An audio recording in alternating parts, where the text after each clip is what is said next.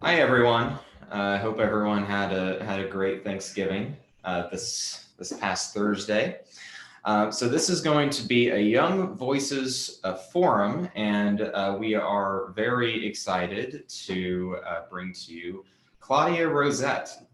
Claudia Rosett is an award-winning American journalist, currently an adjunct fellow with the Hudson Institute and foreign policy fellow with the Independent Women's Forum. From 1984 to 2002, she was a staff writer for the Wall Street Journal, based in Hong Kong, Moscow, and New York. She has reported on the ground from Asia, Latin America, and the former Soviet Union and the Middle East, including coverage on site of China's Tiananmen Square massacre in 1989 and Hong Kong's democracy protests in 2019. Claudia has also reported extensively on corruption at the United Nations. She got her first job at the Wall Street Journal by way of writing a parody in verse of Dr. Seuss. She holds a BA from Yale, an MA in literature from Columbia, and an MBA with a specialization in finance from the University of Chicago. And with that, I will let Claudia take it from here. Hi, everybody. If you guys want to start your videos or anything, the ones who aren't, I don't mind if you're in your pajamas, it's fine. And hello.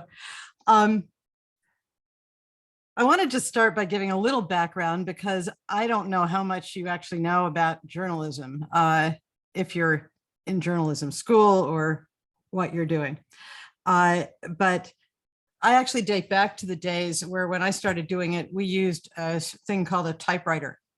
And it was a very different world. And one of the reasons I'm talking to you today is there were some rules that applied then that have really sort of gone missing in a lot of what we read in reporting today.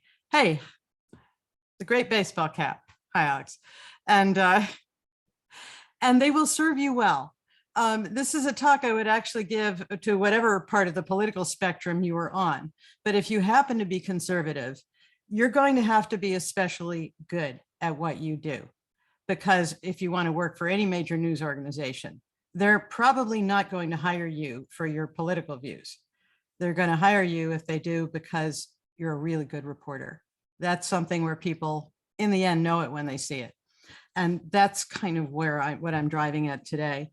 My own career has been a pretty zigzag thing. Okay, there are people who just come out of college, go to journalism school, sign up and become columnists for some major newspaper, and there they are. I have done nothing of that kind, but what I can say is I've done all my life the things I wanted to do, and it's been a fabulous chance to really see the world. It's one thing that reporting can get you is access to great moments in history, to people where if you walked up to them as strangers, they might talk to you, but you have sort of license to ask questions and to pursue things. It can become very, very interesting.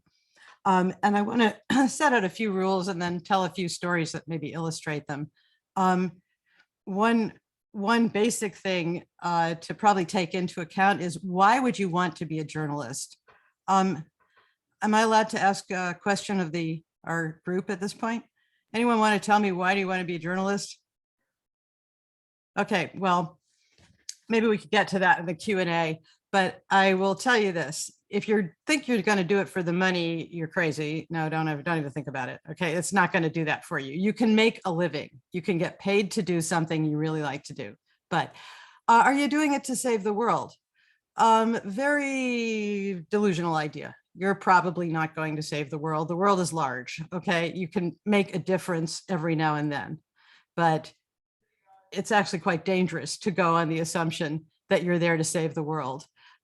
People save the world in many ways. And no, that's every now and then maybe, but what you're probably really there for, if you are going to really enjoy a career in journalism, is that you love getting the story. You find human beings interesting. You find it fascinating to go there, to see what's actually going on. That's what this can give you. And that's sort of what you want to work at. And with that said, okay, here are just a few really short rules, basic rules for reporting.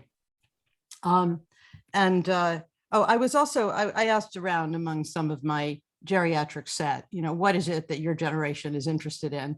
And I was told that a lot of people really want to write opinion more than they want to do reporting. Actually, it's very, very, very bad idea to separate the two. The best opinion writing, if that's what you want to do, is based on reporting. It is vital, and not crowdsourcing off the internet. Real reporting where you want to see it, ask yourself, can this be what I think I'm seeing? And that's the basis for it. So number one rule, never be afraid to ask a stupid question. Okay. I don't mean an imbecilic question, which you can often see in White House press conferences. I mean, a question that makes you sound sort of stupid because you don't know something that maybe you think you should know. Just never be afraid to ask, because sometimes the stupid question is the one that no one wanted to ask. And you will get an answer that will actually bring you a story, will bring you news. One sort of illustration of how that can work is way, way back when I was an intern at the Wall Street Journal in Chicago. I was assigned to the commodities beat, the futures contracts. You may not, does anyone know what these are? That's in the trading on things like pork bellies and cattle futures and so on. They trade these contracts for delivery in the future. And there comes a point with almost any reporter who's put on that beat where they realize they actually have no idea what they're writing about. And they finally call up someone in the futures trading business who works in the trading pits at the exchange, say, could we have lunch? And over lunch, you say, how does this work? What is actually going on? And then somebody finally who does it gives you a tutorial and you understand what you're writing about. Okay. Stupid questions, they will get you far. The next one is sourcing. And I only have 3 of these written down here, so I'm going to go into a few anecdotes. Sourcing stories used to be a very, very serious matter. You didn't publish something damning or critical, sort of highly critical, damning of somebody, unless you could nail it down and attribute it in some clear way that could be checked. One second, say goodbye to my husband. You had to be very careful about that. These were the days when we had editors in a way that you probably don't have today, okay? There's an economic reason for that. It costs a lot more to produce a story. You had to go to press, you had to print it up, you had to distribute it. You didn't go out instantly over the internet. Even phone calls were more expensive. So a lot more thought went into these things. And one of the things that they insisted on was that you really nailed down what you were writing. I read a lot of stories in places today, like the Washington Post and New York Times, that will say, 57 sources familiar with the situation at the Pentagon said so-and-so is a corrupt, sleazy crook and should die in a vat of boiling oil. Okay, well, what were the sources? How can I check that? I can't. They could have made it up. What used to be a joke with some of my friends at what was then the Asian Wall Street Journal, where we would worry about how to source things about China. And we used to kid each other. Well, I'll just quote you, a source close to this reporter said, the guy at the next desk. There's a reason not to do that. There's a reason to work very, very hard to try and attribute it.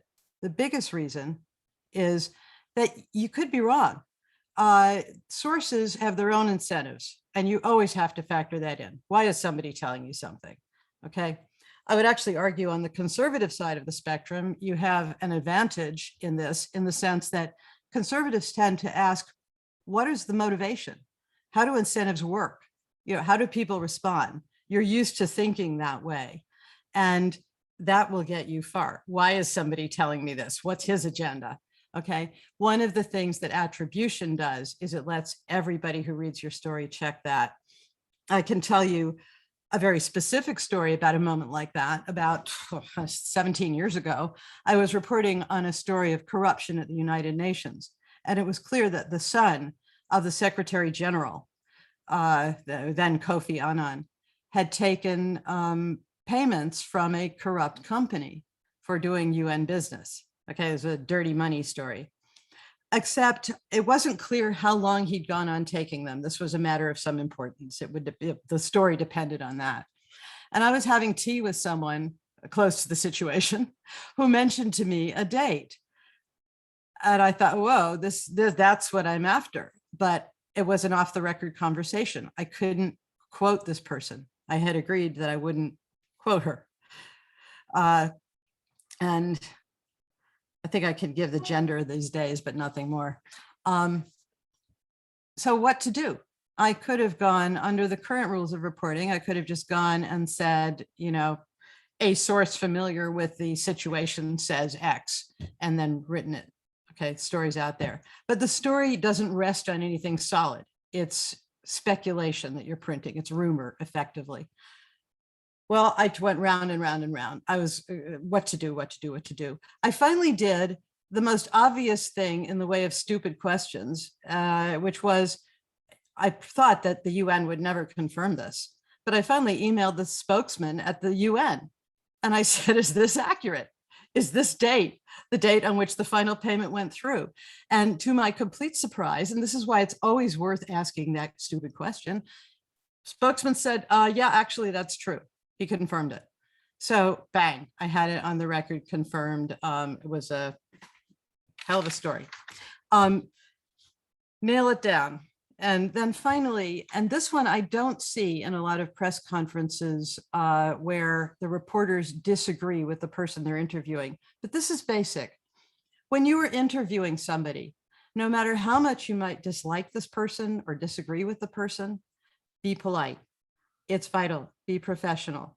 What you want to be, if you're going to be a good reporter, is professional about it. And you may be aiming to write the most searing, devastating, scorching thing on earth, well-sourced, based on your stupid questions, but be polite when you talk to that person. Do not call him or her names. Don't, just ask your questions. You're there to find out things, okay? That's vital, and people will respond to that. They are more likely to talk to you, actually, because one thing a lot of people want to do, whatever's going on, people want to tell the truth. That's a lesson of Macbeth, basically. It's hard to cover up lies. Okay.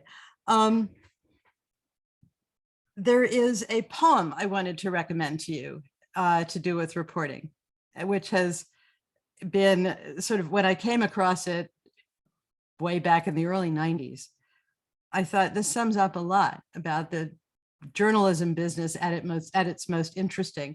You can look it up. It's by a poet whose last name I don't know how to pronounce properly any more than I'm quite sure about Omicron or the Xi Jinping variant or whatever we're calling it. But it's by Kenneth Koch, K-O-C-H, and it's called Sign at a Railroad Crossing in Kenya. And the gist of the poem, it's a long and good poem, but the gist of it is this: a passing train may hide another train. Those are two of the lines, okay? What he's talking about is you get to a railroad crossing and you're sitting there watching this long train go by. And he says, when the train passes, wait a minute, just to see if behind it, while it was going by, another train was coming in the other direction. Because if you don't, the train you were watching goes and the train that it was hiding hits you from the other side. So just take that moment to make sure you actually see the whole situation. And let me give you a very clear example of how that came into play in a story I reported from Russia in 1994. I had worked in Asia for 7 years as the editorial page editor of what was then the print edition of the Asian Wall Street Journal, now defunct, in a Hong Kong that is now being destroyed by China. But in those days we had free speech, it was British rule, and we had a wonderful time publishing what we wanted to. I was pretty familiar with the horrible things that North Korea did to its people, and had made one trip there. And then I was transferred to Moscow from the editorial page of the Wall Street Journal in Asia to the news bureau of the Wall Street Journal in Russia, which is not a way things generally go, but it turned out to be quite interesting. And when I got to Russia, there was a story in the Russian newspaper about these North Korean labor camps in the Russian Far East. And I was quite interested. People knew very little about them. We knew that a correspondent for the German magazine Der Spiegel had flown into one of them in a helicopter he chartered and tried to report, and that the North Koreans had attacked his helicopter with chainsaws and axes. So he left. Okay, that was about it. But I had the advantage that I was a print journalist, and I guess he was too. Never mind. It's a different story. But I decided to go. And my Russian was not that great. I had no background in Russia. I had landed there, sort of boom. And I took along this wonderful intern in our office who spoke very fluent Russian and liked adventures. And the two of us, if we kept our mouths shut, looked Russian. And we flew out to a town near the headquarters of this labor camp and just walked in. I mean, it was you couldn't do that nowadays. I would not recommend it, but you could at the time. Everything was in chaos. It was the Soviet Union had collapsed just 3 years earlier, less than that, 2.5. And all the rules were up in the air.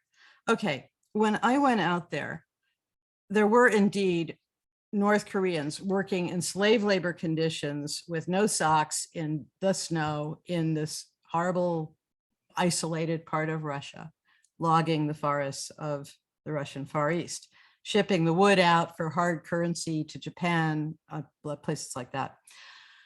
I went out there with the assumption that the North Koreans in these labor camps were being sent there by North Korea for punishment.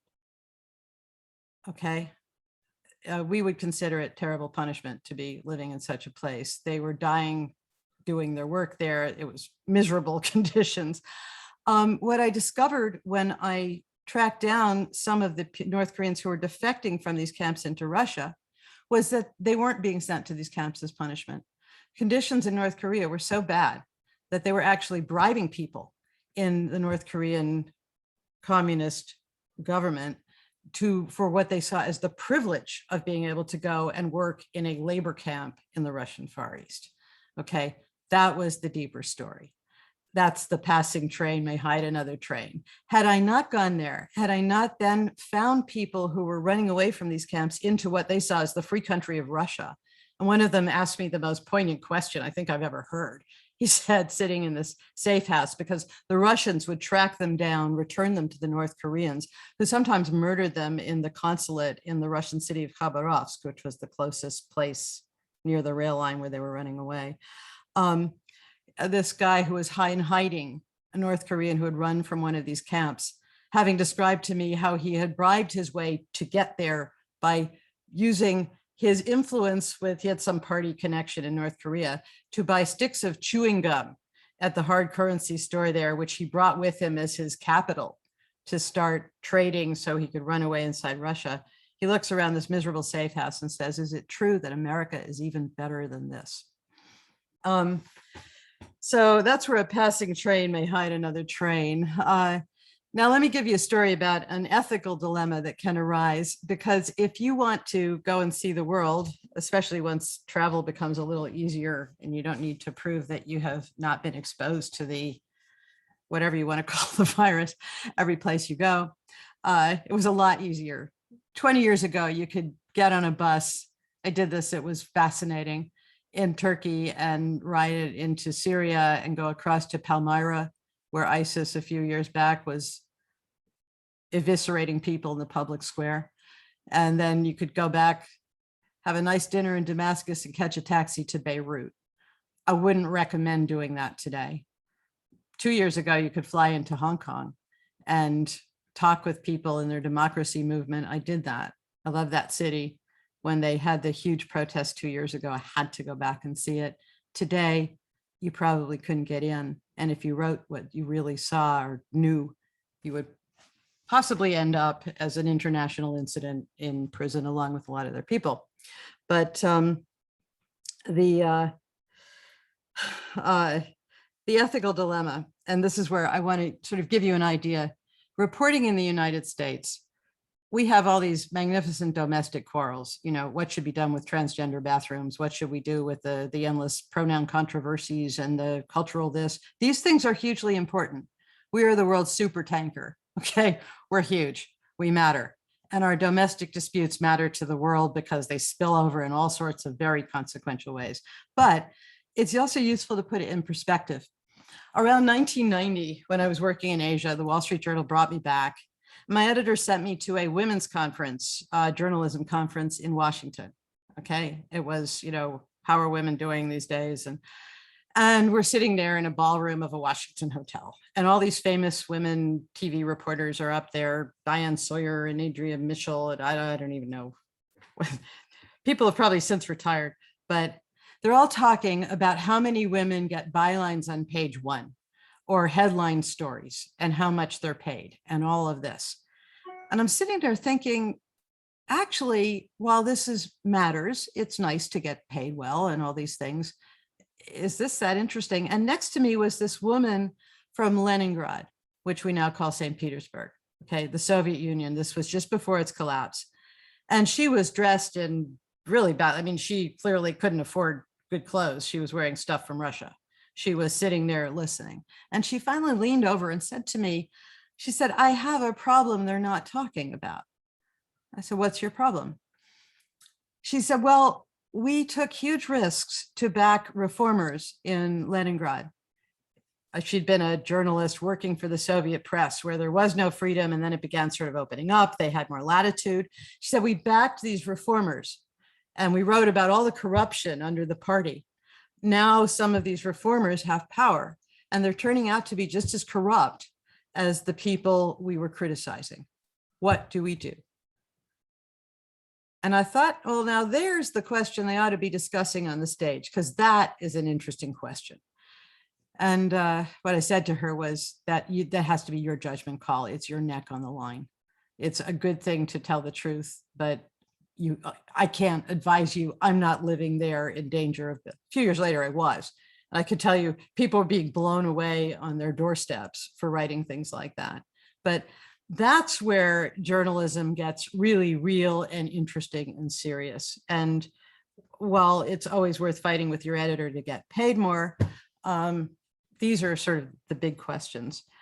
I think I have a few more stories I can tell, but maybe if we sort of open it up to questions, I can do them in that sort of context. I'm going to tell you one more thing, and that is about conventional wisdom. And then we'll, if you want to ask, I would really welcome questions or discussions or anything. Tiananmen Square. We talk about that as the Tiananmen massacre. That's precisely the way, I mean, that was the received wisdom. I saw what happened there, okay? I was there, that whole thing from before till after. And I spent that night in Tiananmen Square, June 3rd to 4th. I walked out with the protesters at just sort of around sunrise, early in the morning, about just before 5:30 in the morning was when they filed out at gunpoint, and then worked my way around the city coming back. There was a massacre that night. It was not in Tiananmen Square, okay? This is one of the sort of tricky, complicated things where the Chinese government will say, there was no death in Tiananmen Square. That's probably false. I finally made a rule in covering, while I was in reporting on that I would not report as confirmed anything except what I had seen with my own eyes. Okay. I saw 7 people who had been shot in the square that night in half an hour spent near what they were using as a hospital tent in the north end of the square near the Forbidden City.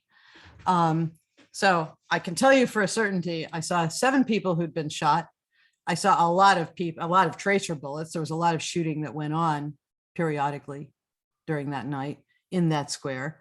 And that was a half hour. It was too dangerous to stick around where that hospital tent was.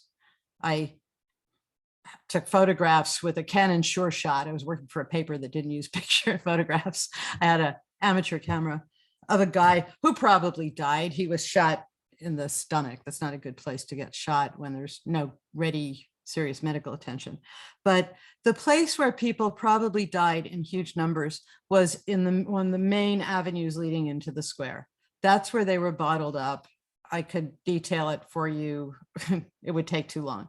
But if you work through the logistics, what they hid the next day, what I ran through to get there, it was people sort of around the square who were trying to fend off the army coming in. Okay. When the army came in, it was a very precise military exercise. They took up positions on three sides. They left the south end of the square open because they wanted people to leave. And a standoff ensued for hours, at the end of which they charged a monument on which everyone had gathered. It wasn't a charge with sort of fixed bayonets killing people. It was with guns ready, AK-47s. They moved in on this monument, and the protesters who had gathered there filed down. Okay. Possibly people were killed during that, but most people filed out. It was around there. So there was a slaughter, no question. There were certainly people in the hospitals. There were people killed in the streets. There were bodies. But the picture, we all sort of like the Aristotelian unities in writing a story, right? It all happened in Tiananmen in a few hours that night. No, and the important point here is the people who died weren't just student protesters. They were actually the people of Beijing, and this I did see, who ran out into the streets to try and stop with sticks and stones and bare hands and burning bus barricades, an army equipped with AK-47s, armored personnel carriers, and then behind them tanks. By the way, if you're going to do this kind of reporting, do learn the difference between an armored personnel carrier and a tank. They are different. And APCs were the leading edge of that one. So Tiananmen massacre, I use it myself sometimes because people understand what it means, but there's that question of what actually happened. This is always worth really keeping your eyes open for. So with that, I would welcome questions, and I'll turn it over to you, Caleb. Yeah, Alex has a question here that kind of expands a little bit on what you were just saying about Tiananmen Square. Did you know at the time that it was going to be a historical moment, or only did you realize that afterwards?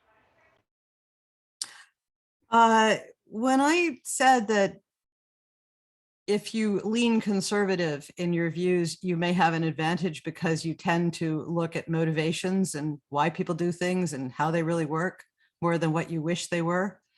I did expect it. Yeah, I had this dreadful, memorable conversation about 2 weeks later in what was then, I spent some more time in Beijing after the main slaughter, and then went down to Shanghai and Guangzhou and back to Hong Kong, where I was based. But with a correspondent from a major American magazine who said to me, "I suppose you're satisfied that you can say I told you so." I said, "I'm not satisfied." I said, "I did tell you so, but it was not the outcome I wished. It's just that you could see it coming." You could see it coming before it happened. I've been writing editorials for the Asian Wall Street Journal about China for some years at that point. And if you're familiar with the history of the Communist Party in China, you saw that they were going to do something. And the people in Tiananmen, in China, in Beijing, saw it too. There were people who were clearly telegraphing this. When on the evening of May 19th, okay, the Tiananmen, I call it the Tiananmen uprising, and the killing with which China retook the square was June 4th. But on May 19th, when the then Chinese Premier Li Peng declared martial law, they ordered in the People's Liberation Army into Beijing. Okay, all these armies, troop trucks started heading into Beijing to retake the square, which these protesters were by then occupying. They were on hunger strike there.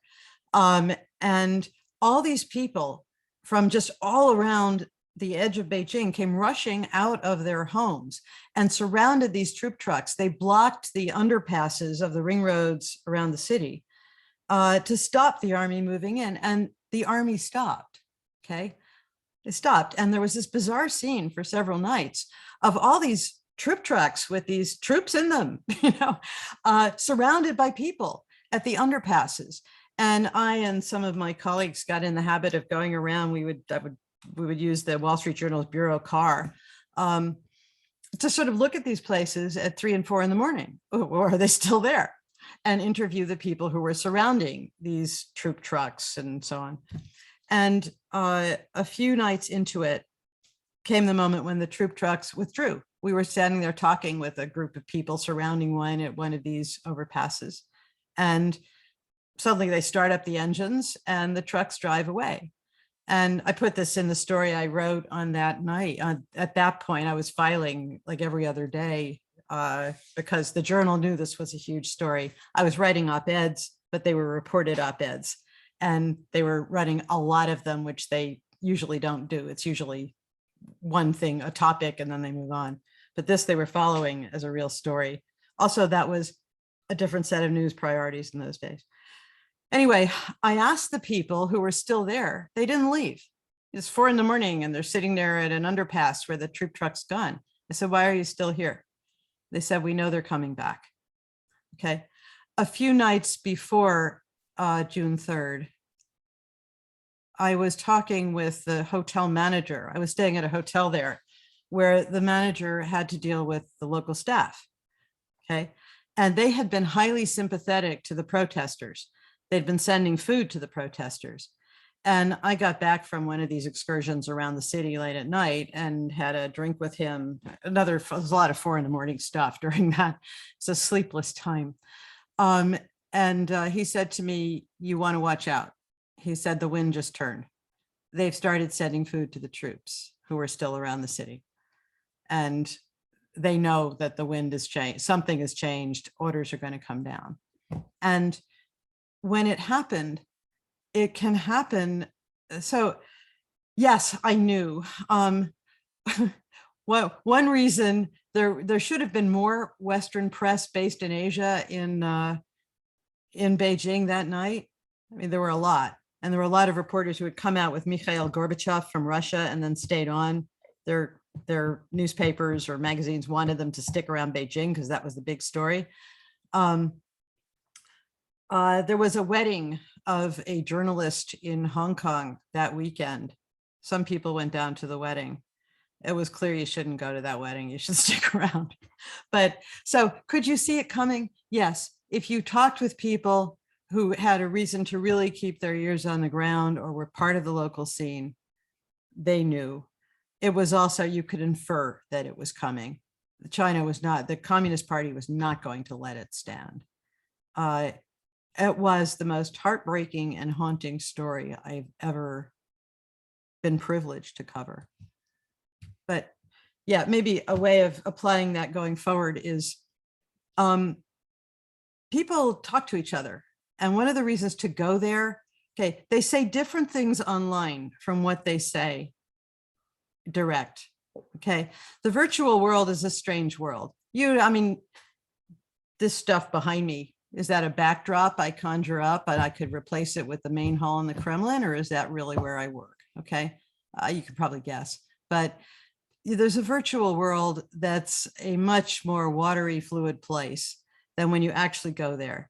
And it matters to go there and smell it. And people will say things to you privately that they won't say in this kind of medium. So you go and you listen. You see anything that seems out of place, you ask. You, again, back to the stupid question, what's really going on here? So yeah. Lizzie has a question.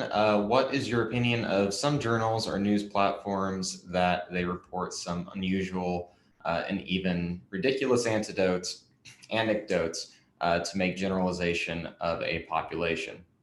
For instance, one reported a father in a rural conservative area making his little daughter wear a KKK uniform to give readers the impression that conservatives are racist. That's probably worth refuting. So the, the answer is, I don't think of that as reporting. I think of that as propaganda. And there's a distinction. I would actually recommend reading about propaganda because you do want to understand how that works. It shapes a lot of things going on in the world, and it's important to know the difference. But it's both something that people in the press should not be doing. It's not reporting, it's peddling it's propaganda. Dictators do it.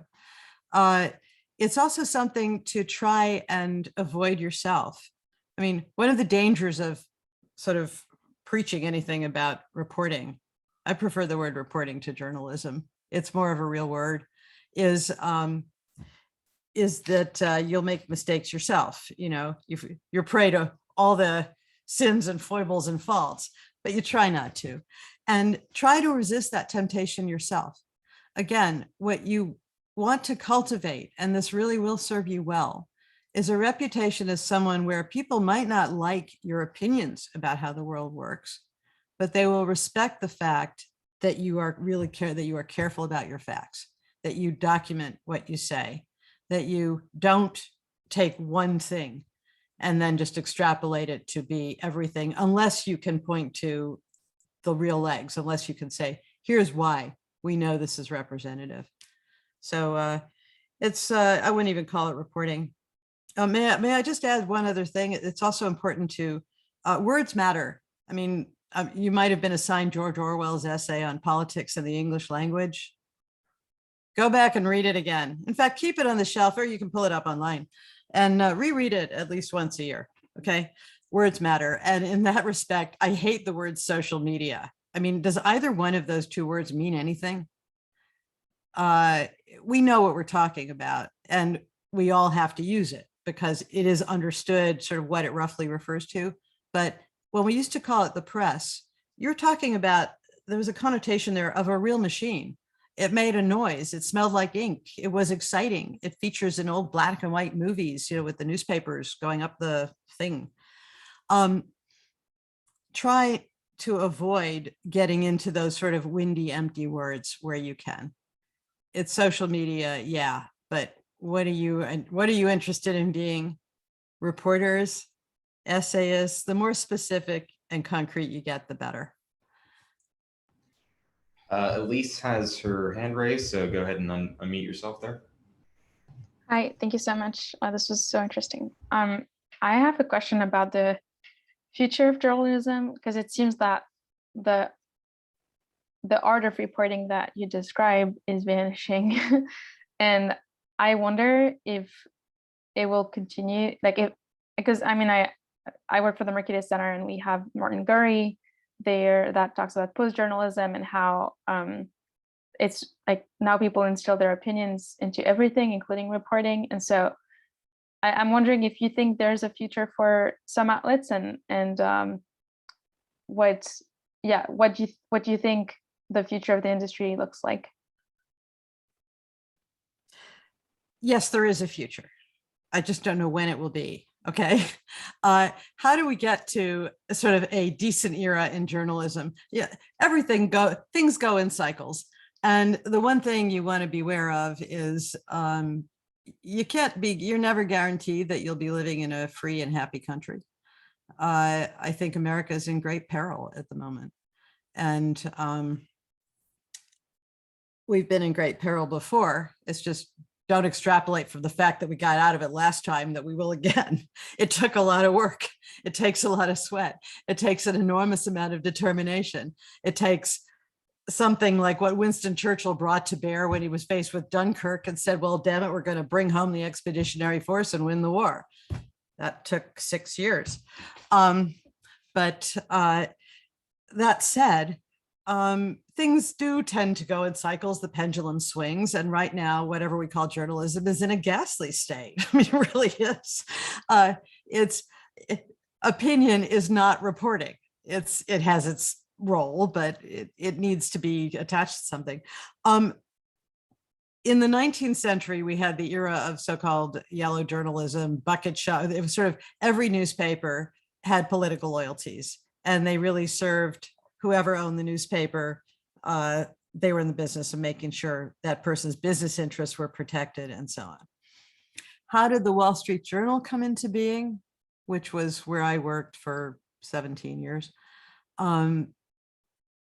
Dow and Mr. Jones and a guy named Barron from Barron's got together and had the idea that since you couldn't trust anything you read in the press, they could maybe make money by publishing a newspaper where its main claim to fame was that it wasn't going to be bought, that you could get honest news. And it turned out there was a real appetite for that.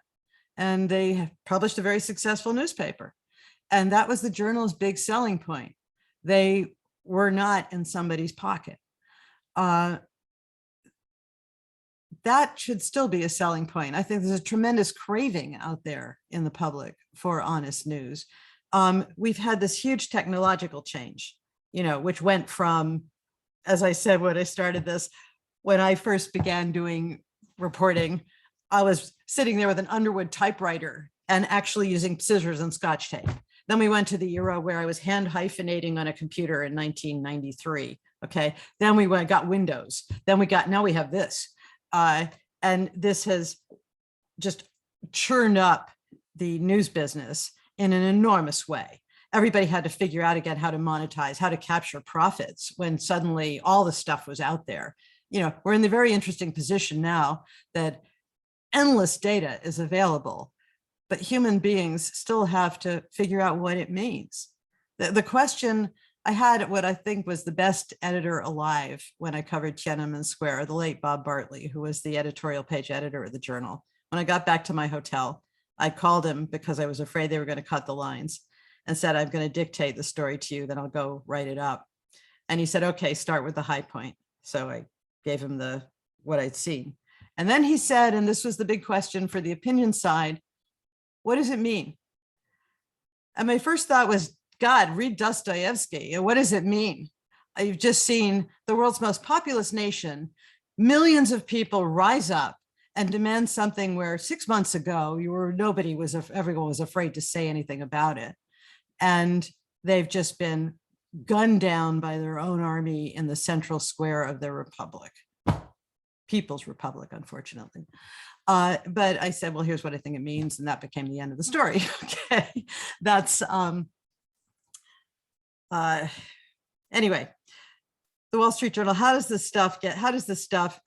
it happen that you get an honest newspaper? I think people have to figure out their way through the huge changes in technology, through the fact that you now have to find other ways to make money out of it, and then figure out, okay, how do you address the market for this? And there are efforts that have been going on already. It's just they're not thought of as the major news outlets. We still think of the New York Times, the Washington Post. The LA Times has sort of faded away, but and the Wall Street Journal. But there's, I think, a huge appetite out there for something where you can depend on what you read. And at some point, assuming this country manages to continue with free speech at all, which would be a good thing, I think you should do everything you can in that regard to promote it. You'll see the emergence of some news outlet that will be selling pure and simple the fact that you can depend on the news. And probably it's probably no accident that the Wall Street Journal did this as a business newspaper when it emerged as it did, as sort of the honest reporting, because it's in business that people most need to have accurate news. That's not just your opinion on the line or your entertainment for the day, it's your income.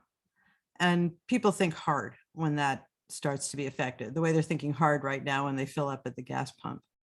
May I tell you one quick anecdote about early days and why business reporting matters? And I actually recommend it. It sounds very dull and pedestrian, but it's a great way to understand the world that will help you when you're dealing with great big historic things to come. When I was an intern at Chicago, I mentioned the moment when you try to figure out what you're writing about, commodities contracts, cattle futures. What are these? Okay. I was given a really tedious little menial assignment because I was young and knew nothing. They had spot quotes, which are the sort of day's prices, the prices today or yesterday, since the newspaper always lagged a day at that point, for things like scrap steel, edible tallow, all these things that meant nothing to me. I mean, I was a snotty, just out of college kid in graduate school at the University of Chicago. And I'm sitting there at my desk and I'm given this list of sources that they routinely call. And my job is to find the spot price, the quotes of the price that day of these various commodities where I have no idea what people do with them. Scrap steel, edible tallow. I don't know and the assignment was, there were about 7 sources for each of them, and call up each of those sources, ask them what the price is today. These were guys in those businesses. Write them all down, average the amount, and that would be the price that would appear in the next day's Wall Street Journal for edible tallow. Well, I came in one day and there was something had happened where everything was disrupted. People were not in their offices. It was hard to reach them. So I didn't get a lot of the phone calls, didn't go through. I couldn't reach people. So I had a lot less input, and I just took what I had and averaged it. And on one in particular, I think it was scrap steel. I don't remember exactly, but on one of them, I was really short. Okay. So I just put in what I had. And I came into work the next day and my desk was covered with phone memos, the equivalent in those times of Post-its, from outraged businessmen who read the Wall Street Journal, who were in the businesses that depended on that quote. Okay, people I'd never met, had no idea what they did, had no idea what prices I was actually dealing with.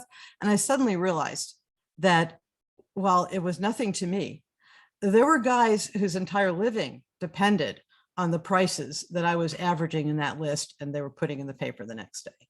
Okay, that's where, and suddenly you start to look and think, this actually, a lot of the grand pronouncements on page 1 may turn out to be speculative and won't matter that much and everything else. But for these guys, that real nitty gritty right there, it does matter. And some of the truly great stories that people have come up with over the years start with looking at something like that and saying, what is going on? What happened there? I commend to you a movie that came out, I think last year, a year or two ago, Mr. Jones, about the reporting on the famine in Ukraine under Stalin, where a reporter goes and bypasses the pack in Moscow to go and actually have a look at Ukraine. It's fairly gruesome because people were starving to death and cannibalism was emerging as one of the things they did. But it's also based on a true story. And okay, maybe we should move on to the next question. Cannibalism is sort of a low there. Alex, you're up, and then we'll have time for one more question with Lizzie as well. Yeah, thank you for talking to us. This has been fascinating. I was just curious if you had any suggestions for how you determine whether or not an angle or a lead or a story will be interesting to your readers, because it seems like in our age of the internet, there's infinite data on everything. So it's very difficult to determine like what's useful versus what's just more noise that, propagates out into the ether. There are 2 standards I'd use. Okay. I'm just gonna, okay. The first one is sort of the obvious, and I call it news for parrots. I don't intend any insult to the readers of the whatever you're writing, but if you're familiar at all with the old British comedy group Monty Python, they used to do a skit called News for Parrots. And it was a satirical skit, and it was news for parrots. And it would begin with, no parrot, there was a pile up on the M1 motorway today, no parrots were involved. There was always a parrot angle, okay? It's one of my favorite real life examples was a friend in Mexico City way back in the days when Syria invaded Lebanon. And the headline in the Mexican press was, Syria invades Lebanon, Mexico promises not to intervene. Okay, that's news for parrots. That's the local angle. People are always interested in reading about themselves. Airplane crash in Brazil.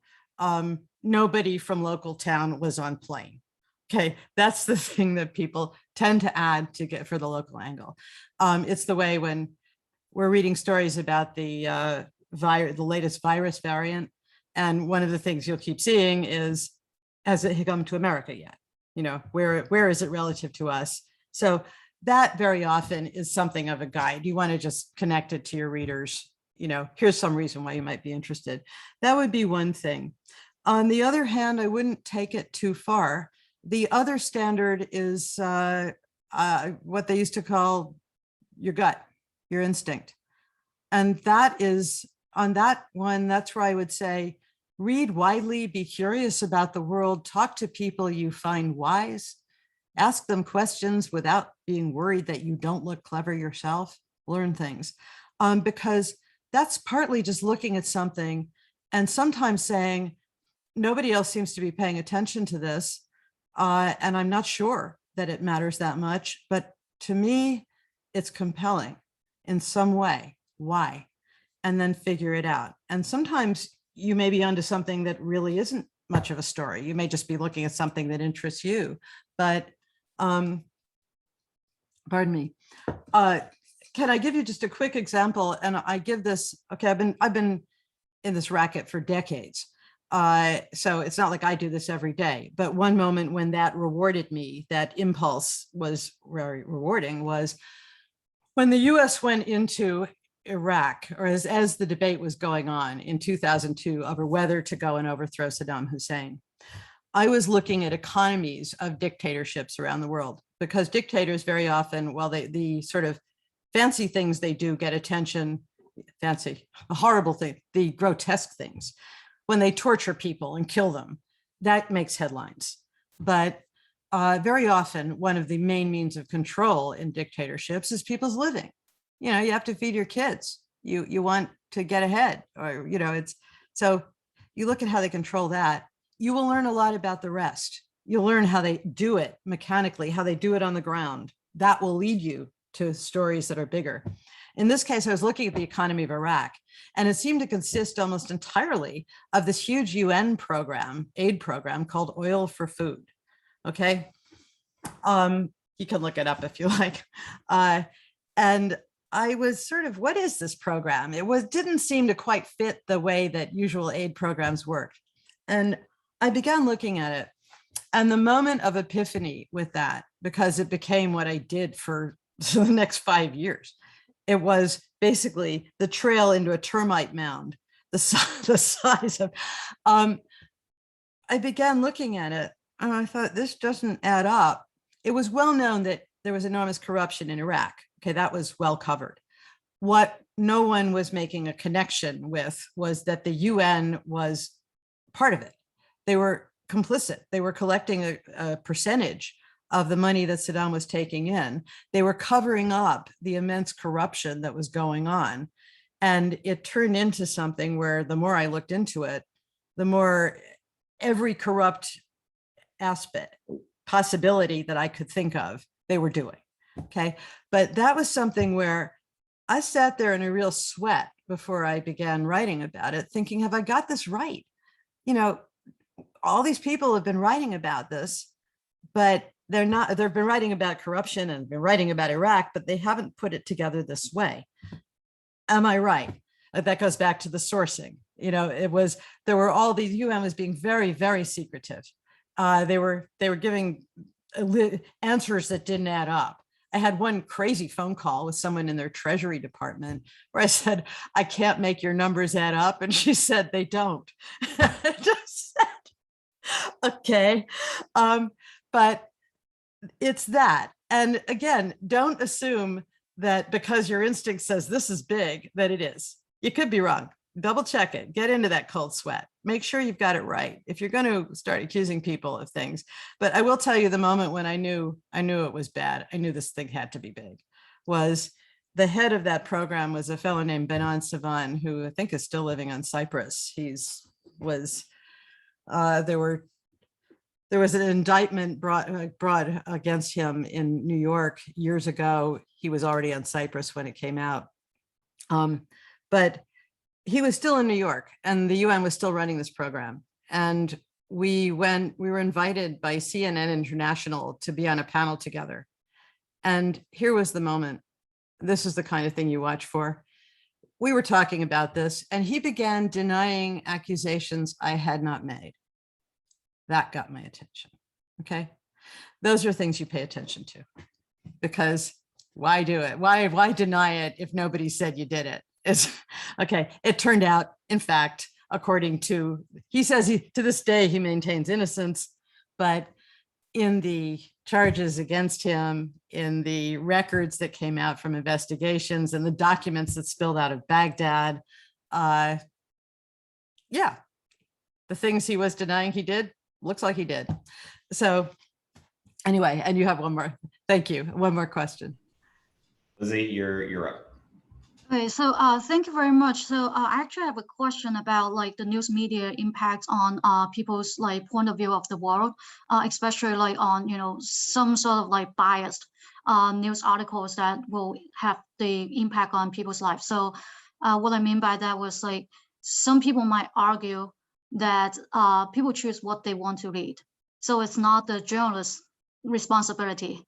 It's just like, you know, the reader's responsibility of choosing what they read. For example, maybe the liberals will like to, you know, praise the socialism by pointing out all the, you know, good development that China has done in recent years. And they really love China. I guess maybe they just, you know, took a tour on those like very developed cities in China, and then they just seen a very fancy stuff, and then they love China.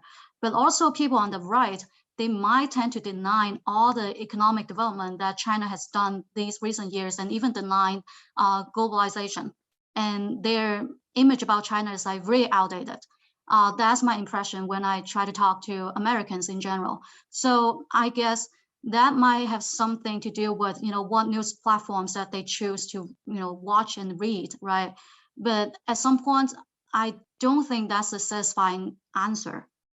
And so I want to know what's your opinion about this? Like, what's the media, like how media can actually impact people, and what we can do to provide a more unbiased point of view of the world. Thank you. Okay. Two things there. One is there is an answer to what this enormous, China has become extremely adept at propaganda, and they put out enormous amounts of it online and, you know, everywhere. But there is an answer. If you take a broader look at the world, one of the things about propaganda and understanding it is you have to stand outside it to see what's going on. You sort of get into that world, and it's like, I don't know if you ever read The Wrinkle in Time, the children's books, the devouring thing in space. You get lost in that world. And the answer on China is really pretty simple. There's no question that there's been enormous economic development there. We help them. We welcome them to the world trading system. And people in China, given a fraction of a chance to work and earn something from it, have done that. They're amazing. I have huge respect for it. As soon as they were freed of the incredible burden of Mao's collectivist policies, which would beggar and starve anybody, they got to work. And there's been enormous rise in prosperity as a result. Although if you look per capita, they are still pretty poor, okay? However, here's the catch, here's the hitch. It is possible to get rich and be free, okay? The Communist Party presents it as the sort of, you need communist control in order to have that development. They're setting themselves up as a model of development for the world. Look to Taiwan. And this is one reason why Beijing wants that democratic government there gone. Or look to what was going on in Hong Kong until China finally began crushing it. You can have, in fact, freedom and economic development go very well together. That's exactly where Taiwan, as it evolved from a dictatorship to a democracy. Something communist systems really have a hard time doing. They pretty much have to collapse before you get to a democracy. But you can have freedom and development. So I wouldn't argue that there's been a great rise in prosperity in China.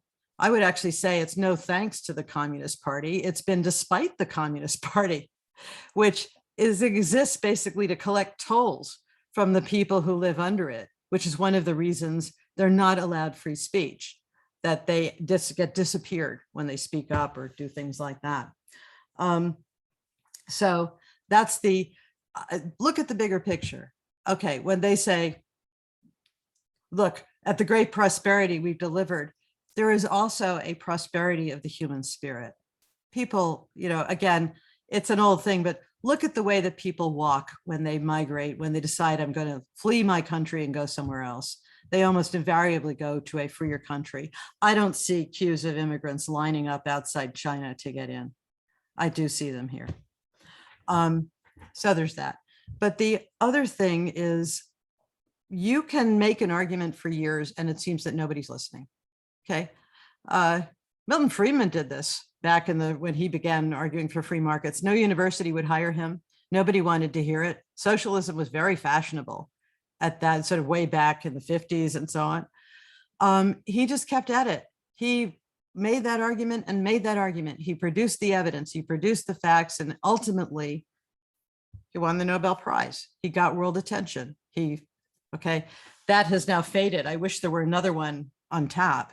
I don't see it in our economic community right now, but it matters to keep telling what you see as the truth. At some point, somebody may be ready to listen. There was I think he was, where was he from? Poland, Eastern European poet who won the Nobel Prize for Literature, Czesław Miłosz, who wrote a line, I think, I just have to paraphrase, but he said, in a room where there is a conspiracy of silence, a single word of truth sounds like a pistol shot. And that matters. Again, going back to Tiananmen, China had protests. There were people who tried to say things and ended up in prison for it. But suddenly there was this ignition where people could talk to each other. And you will find that happens in a lot of places where it seems nobody's listening, nobody wants to pay attention. People basically get into these follow these enthusiasms, fads, cults, whatever you want to call it. And one day they wake up and they think, what do I do?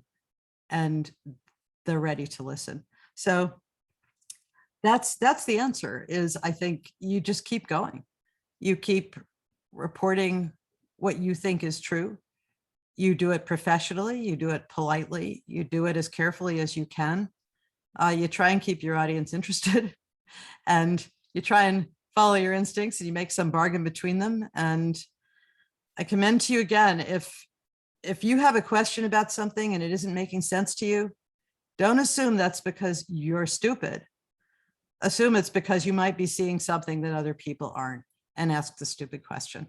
So that's kind of my advice for reporters. And I wish you all luck. If you go ahead with this as a career, I think you're probably crazy, but you could have a very, very interesting life with it.